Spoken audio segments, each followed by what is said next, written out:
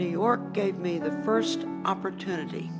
I boarded that plane for New York, a great gamble, with $100 in my pocket and no apartment and no job.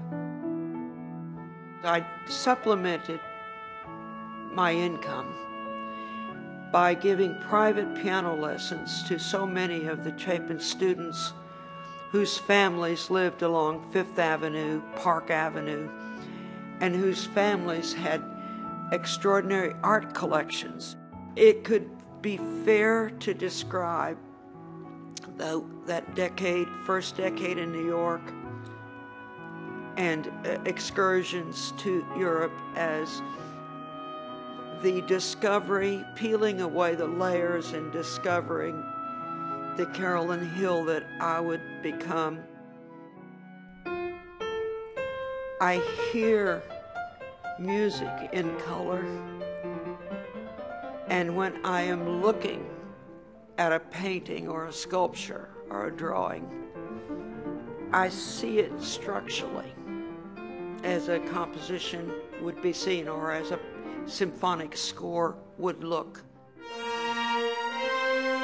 One cannot go before an orchestra to conduct without such a deep understanding of the roles of each group of instruments, each section, each color, function.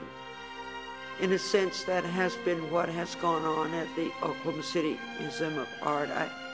I believe that probably I saw the museum as an orchestra, and the board as a section, the staff as a section, the volunteers as a section. And it struck me as a very, very critical void that Oklahoma City was lacking a real visual arts institution to hold it together, to form that cultural nucleus. It came at a time when Oklahoma City experienced the unthinkable tragedy of the Murrah Federal Building bombing. I believe I took a tragic time and began to seek what joys and what hope that I could to pour into that vessel known as the Oklahoma City Museum of Art.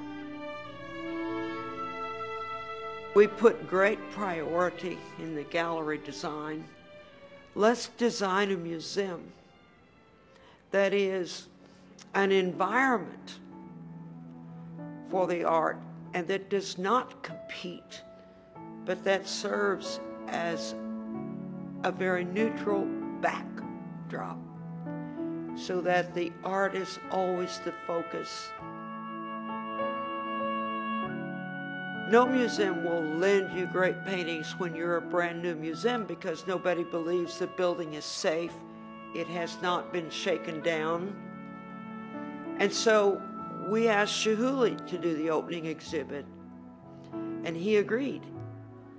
And thousands and thousands came because his work, as we had hoped, was approachable.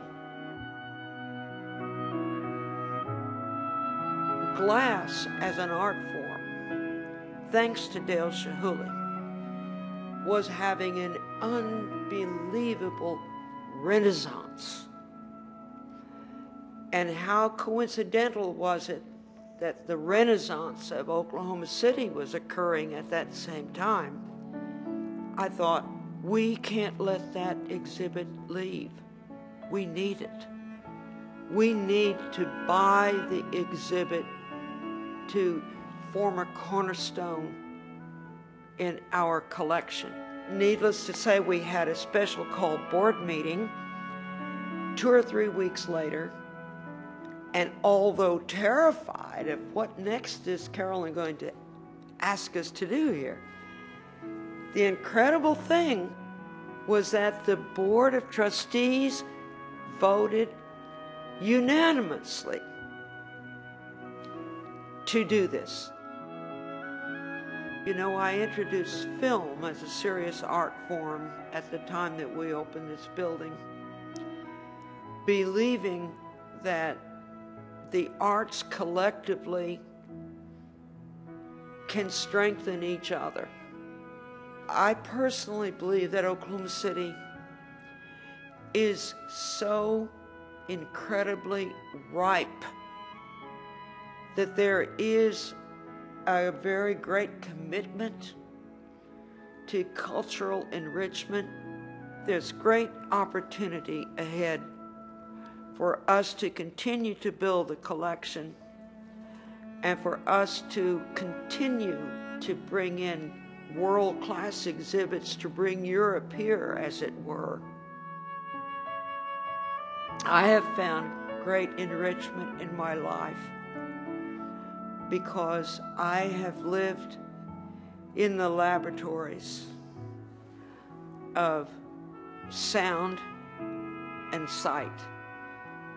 And those laboratories have helped me see more deeply. So I think I hope that that's what's ahead for this museum. And I hope that's what's ahead for Oklahoma City and, frankly, for the United States and for the world.